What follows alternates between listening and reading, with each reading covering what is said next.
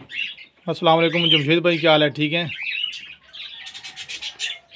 ये जनाब सर, ये आपसे हम पे लेके आए थे, तकरीबन इनको 1 महीना होने वाला है। ये जो पैकेज के तहत हम जुड़ा लेके आए थे आपसे, न्यूजीलैंड वाइट का।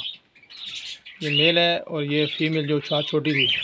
पैकेज में आपने मेल हमको बड़ा दिया था। ये इसकी वीडियो है सर, छोटी सी। ये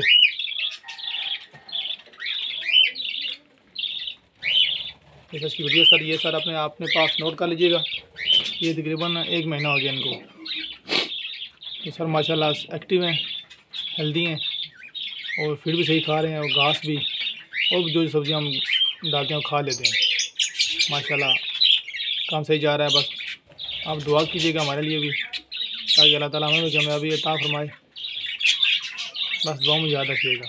जिमी भाई ये अपने पास नोट कर लीजिएगा। तकरीबन इसको 10 तारीख को 1 महीना हो जाएगा। ओके, अल्लाह हाफिज़।